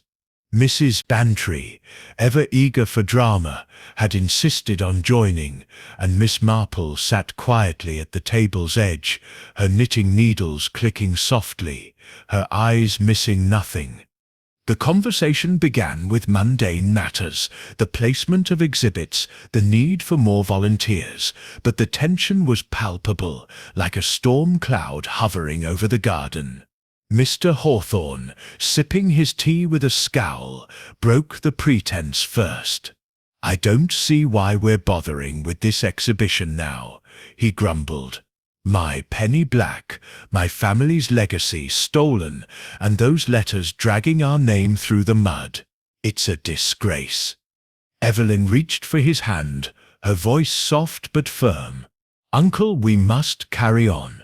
The exhibition will show the village we're not defeated. Besides, the other stamps are still valuable, aren't they?" Her eyes flicked toward Mr. Crosby, who shifted uncomfortably in his seat. "Valuable? Yes," Mr. Crosby said, his tone clipped. "But the penny black was the jewel. Without it, the collection's luster is dimmed, and this talk of forgery, well, it's unsettling, to say the least." He glanced at Miss Marple as if sensing her role in stirring the pot. Dr. Haworth leaned back, his smile thin. "Come now, Crosby. You citrus collector yourself. Surely you've seen forgeries before. They citrus part of the game, though I must say, this business with the letters is intriguing. Who knew about that hidden compartment?" The question hung in the air, and Miss Marple seized the moment. "Indeed, Doctor, it's most curious. The letters suggest someone knew the penny black's secret, a deliberate fracture to mark a forgery, and yet the stamp was damaged before it was stolen, as if to draw attention to the truth. I wonder, Mr. Crosby, have you ever come across such a mark in your own collecting?" Crosby's fingers froze on his spectacles, his face flushing. "Me? No, never. I deal in honest stamps, Miss Marple. Besides, I was at the Red Lion the night of the theft. Tommy can confirm it." He gestured to the boy, who was refilling the teapot, and nearly dropped it. Tommy stammered, "Why, yeah, Mr. Crosby was there. But, you did step out for a bit, sir. Said you needed a walk." His words drew a sharp look from Crosby, and the boy shrank back, busying himself with the cups. Miss Marple's gaze shifted to Dr. Haworth. "And you, Doctor, were at home with a patient call that night, I believe. Mrs. Lumley, wasn't it? Though I hear she was at bingo, feeling quite well." Her tone was gentle, but the accusation was clear. Dr. Haworth's smile faltered, his eyes narrowing. "A misunderstanding, Miss Marple. I had a call from another patient, confidential. You understand, I was home all evening." But his fingers tightened around his teacup, and Miss Marple noted the faint tremor. Evelyn, sensing the rising tension, stood abruptly. "This is unfair. You're all pointing fingers, but what about this Victor Langford? I told you, Miss Marple. He wrote to me about the penny black. He's from the cousins line, the one cut out by the forgery. If anyone had a motive to steal it, it's him." Mr. Hawthorne's Sixth's face darkened. "Langford, I knew that letter was trouble. If he's six behind this, I sixth he'll have him in court." But how did he know the safe sixths combination? "Evelyn, you didn't six share it, did you?" Evelyn's cheeks blazed. "Of course not, Uncle. How could you even think that?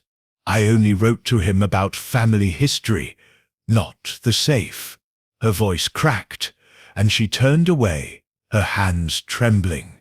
Mrs. Bantry, unable to resist, leaned forward. "Oh, Jane, this is like one of your detective stories. Someone sits lying, aren't they? Who do you think it is?" Miss Marple's needles paused, her eyes sweeping the group. Lies are like weeds in a garden, Dolly.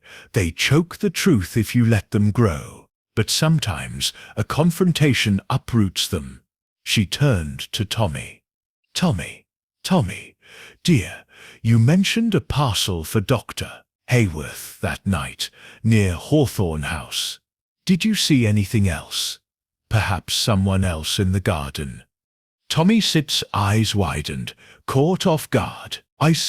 Well, I didn't want to say, but I saw Mr. Crosby near the manor gate not long after I dropped the parcel. He was acting strange, looking around like he didn't want to be seen. Crosby leapt to his feet, his chair scraping against the stone path. That's preposterous. I was nowhere near the manor. The boy's lying to save his own skin. Everyone knows he's been in trouble before. His voice rose, shrill with panic, drawing startled looks from the others. Dr. Hayworth stood as well, his calm cracking. And what about you, Crosby? Always coveting Reginald Sipt's collection, skulking about the Red Lion, asking questions about the stamp Sipt's value. Were you working with this Langford fellow? Crosby rounded on him. How dare you? And what about your so-called patient call? Lying about Mrs. Lumley. Maybe you were the one in the garden, doctoring more than patients. The argument escalated, voices overlapping in a cacophony of accusations. Evelyn burst into tears, and Mr. Hawthorne shouted for silence, his face purple with rage. Miss Marple, however, remained serene, her eyes darting from one face to another, cataloguing every word and gesture. The confrontation had done its work, exposing raw nerves and hidden truths. As the group fell silent, breathless and glaring, Miss Marple spoke softly. Dear me, how heated we've become. But it's often in such moments that the truth slips out. I recall a case in my nephew's parish, where a public quarrel revealed a secret partnership. Perhaps we should all reflect on what we've said and what we haven't. She rose, gathering her knitting bag. Mr. Hawthorne, do keep those letters safe. And Evelyn, if you recall anything more about Mr. Langford Sit's correspondence, do share it with the inspector. I'll call again tomorrow. As she left the garden, the sun sank fully behind the hills, casting long shadows over the tense gathering. Miss Marple knew the confrontation had cracked the facade of St. Mary Mead's civility. Crosby's panic, Hayworth's evasion, Evelyn's distress, and Tommy's reluctant testimony, they were all pieces of the puzzle pointing to a conspiracy that reached beyond the village. The next step, she decided, was to learn more about Victor Langford and whether one of her suspects was his ally in the shadows. Chapter 12. The Missing Link. The morning mist hung low over St. Mary Mead, wrapping the village in a gauzy veil that softened the outlines of its cottages and lanes. Miss Jane Marple sat at her kitchen table, a cup of tea steaming beside her, as she reviewed her notes from the previous day's heated confrontation in the garden of Hawthorne House. The accusations flung between Mr. Crosby, Dr. Hayworth and Evelyn Hawthorne had illuminated motives and tensions, but the puzzle of the fractured penny black remained incomplete. The mention of Victor Langford, the London dealer with ties to the disinherited cousins line, was a tantalizing thread, yet Miss Marple sensed the true key lay closer to home, in the overlooked details of St. Mary Mead itself. Today, she resolved to find the missing link that would tie the fractured stamp, the hidden letters, and the midnight theft into a coherent pattern. After breakfast, she donned her tweed coat and set out for the post office, where Mrs. Clara Hodgins was sorting the morning's mail with her usual brisk efficiency. The bell above the door jingled as Miss Marple entered, and Mrs. Hodgins looked up with a knowing smile. "Miss Marple, I thought you might drop by. The village is still buzzing about that scene in Mr. Hawthorne's garden yesterday." Poor Evelyn looked ready to faint. Miss Marple returned the smile, her eyes bright with purpose. "It was rather lively, Clara, but I'm curious about something you mentioned before, Mr. Hawthorne tearing up a letter from Victor Langford. Did you happen to notice anything unusual about it? The handwriting, perhaps, or anything left behind?" Mrs. Hodgins paused, her pince-nez glinting as she thought back. "Well, now that you mention it, I did fish a few scraps out of the bin after he left. I don't like litter, you know. There wasn't much left, just bits of the envelope with a London postmark and a partial signature. Lang, it read, in a bold, looping hand. But what struck me was the paper, thick, expensive stock, not your usual sort. I kept the scraps in case they were important." Miss Marple Sip's interest sharpened. "How very thoughtful, Clara. Might I see them?" Mrs. Hodgins retrieved a small envelope from a drawer behind the counter, handing it to Miss Marple. Inside were 3 torn pieces of paper, one with the partial signature, another with a fragment of text, penny black proof of claim, and the third showing the edge of a wax seal, red and embossed with a faint crest. "A crest," Miss Marple murmured, turning the piece over. "Most unusual for a dealer's letter. It suggests pride, perhaps, or a claim to lineage." Tucking the scraps into her knitting bag, Miss Marple thanked Mrs. Hodgins and stepped outside, her mind racing. The wax seal and expensive paper hinted at Victor Langford's belief in his right to the Hawthorne inheritance, but how had he orchestrated the stamp's damage and theft from London? She needed to confirm the alibis of her village suspects, particularly the discrepancies in Dr. Hayworth's and Mr. Crosby's accounts, and young Tommy Pierce's role in delivering that mysterious parcel. Her next stop was the Red Lion, where Tommy worked odd hours serving drinks and running errands. The pub was quiet in the morning, with only the landlord, Mr. Dobbs, polishing glasses behind the bar. Tommy was sweeping the floor, his freckled face lighting up when he saw Miss Marple. "Morning, Miss Marple. Come about the stamp again. I ain't in trouble, am I?" "Not at all, Tommy," she said kindly, taking a seat at a corner table. "I just wanted to clarify something about the night of the theft. You said you delivered a parcel for Dr. Hayworth near Hawthorne House. Can you tell me more? Where exactly did you leave it? And did you see anyone else?" Tommy leaned on his broom, his brow furrowing.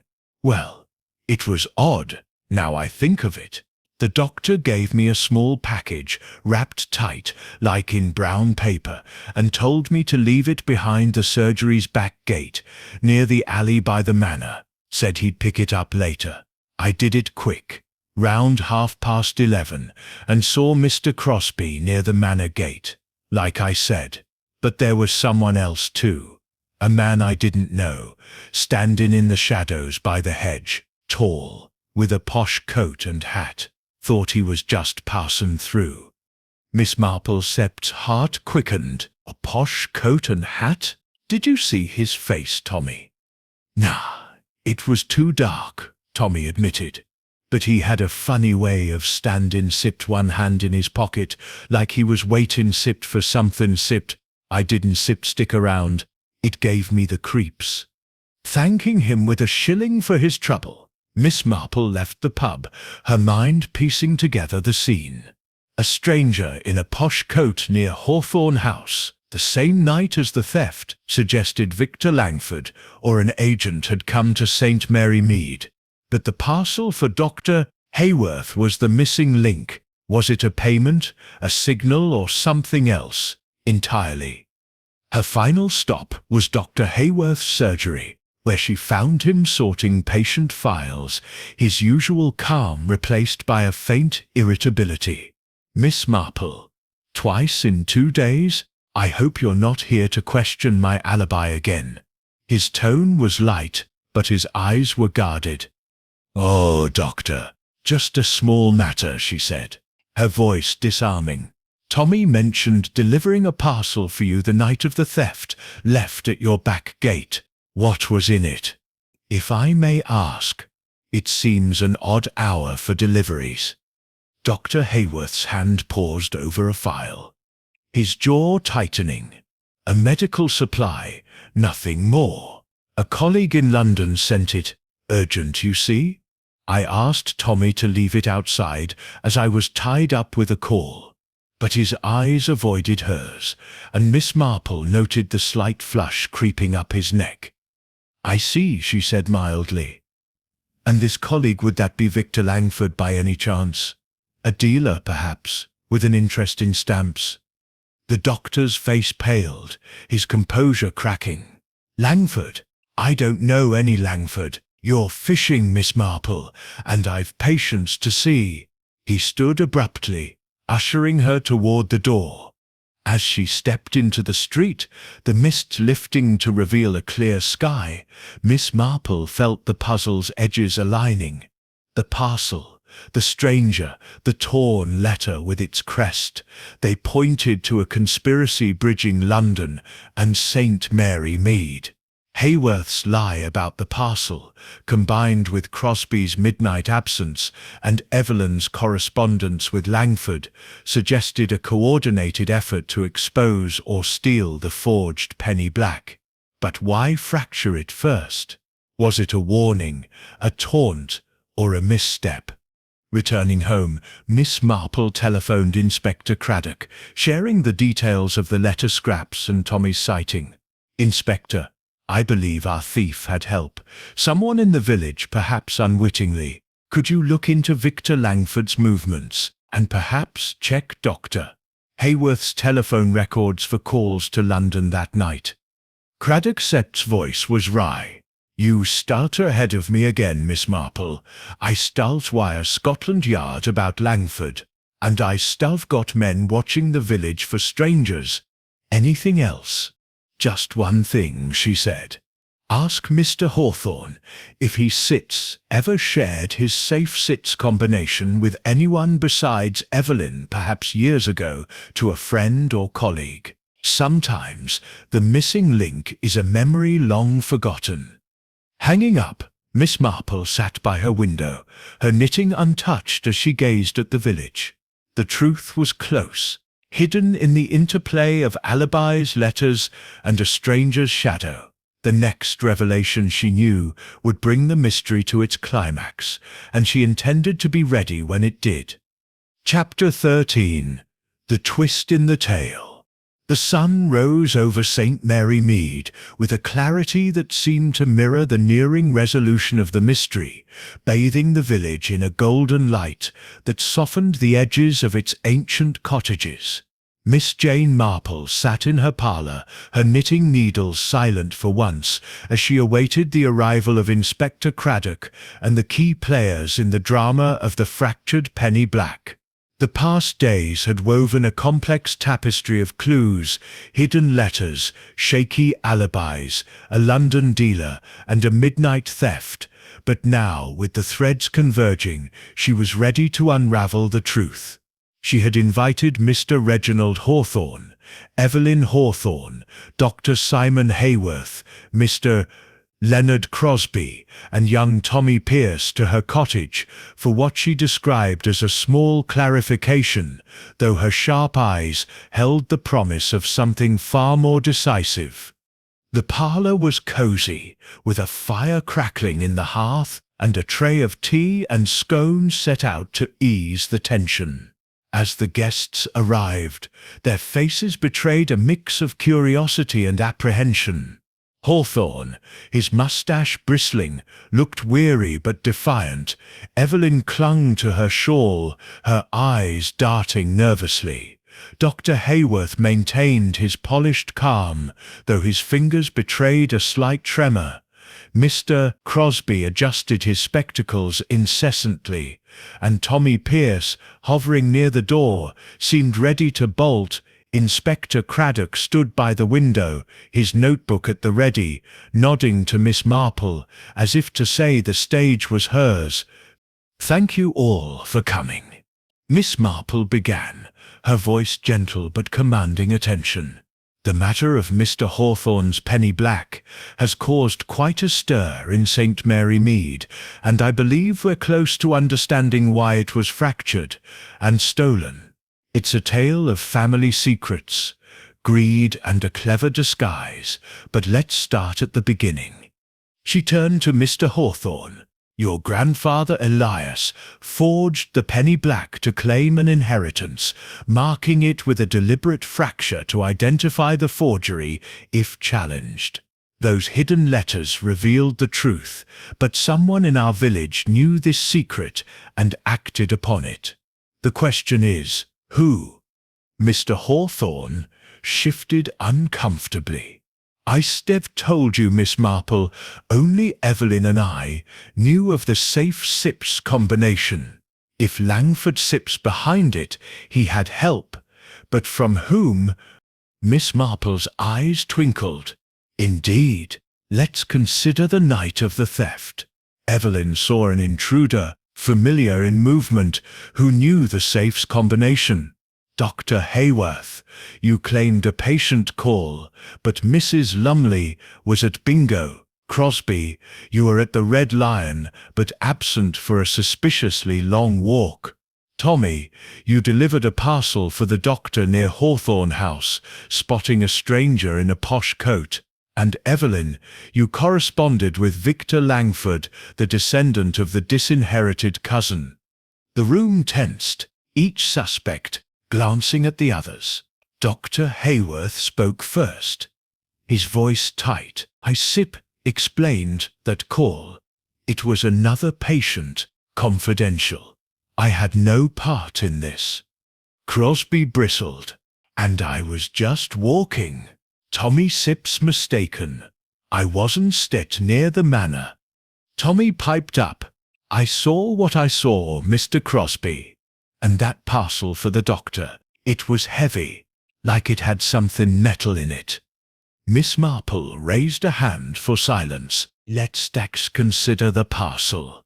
Inspector Craddock, you checked Dr. Hayworth's telephone records, didn't you?" Craddock nodded. "Yes, Miss Marple. A call to London that night, to a number registered to Victor Langford, and the parcel Tommy delivered. We traced it, sent from Langford's sitter's address, containing a small lock-picking kit. Which gasps filled the room. Dr. Hayworth's face drained of colour. "That's absurd. I never. Langford must have sent it without my knowledge." Miss Marple's gaze was steady. "Doctor, you've been in contact with Langford for months, haven't you? You treated his aunt years ago in London, learning of the Hawthorne inheritance dispute. When Evelyn wrote to Langford about family history, you saw a chance to profit. You fractured the stamp before it was sent to the assessor, knowing its history from Langford, to expose the forgery and pressure Mr. Hawthorne to sell the collection cheaply. Langford would buy it, you'd split the profits." Hayworth stood, his calm shattered. "This is slander. You said no proof." "Oh, but I do," Miss Marple said softly. "The letter scraps from Langford, with his crest match one found in your surgery's waste bin. And Tommy saw you in the garden, not Crosby. Your posh coat gave you away. You used the lock-picking kit to stage the theft, planting the letters to ensure the forgery came to light." Evelyn gasped, tears spilling. "Dr. Hayworth. But why?" "For money," Miss Marple said, "and perhaps a touch of resentment. You, Evelyn, wanted to sell the collection to fund your independence, but your uncle refused. Hayworth manipulated your distress, suggesting Langford as a buyer, but his real plan was to ruin the collection's value and claim a share. Craddock stepped forward. Dr. Carter Hayworth. We sept wired Scotland Yard. Langford sits confessed. He sits in custody. You sit best come with me. Hayworth slumped, defeated, as Craddock led him away. Mr. Hawthorne turned to Evelyn, his voice soft. I'm sorry, my dear. I should have listened to you. Miss Marple smiled gently. Family secrets can fracture more than stamps, but they can also mend. The collection's value may recover, Mr. Hawthorne, if you sit you're honest about its history. As the group dispersed, the village settled back into its quiet rhythm, the mystery resolved with a twist that left St. Mary Mead wiser. Miss Marple resumed her knitting, satisfied that truth, like a well-placed stitch, had prevailed. The mystery of the fractured penny black has been laid bare, revealing greed and secrets in the heart of St. Mary Mead. But the village holds many more tales, waiting to be unraveled. What mysteries have you encountered in your own corner of the world? Share your thoughts below and join us for more adventures with Miss Marple. Subscribe to stay in the know.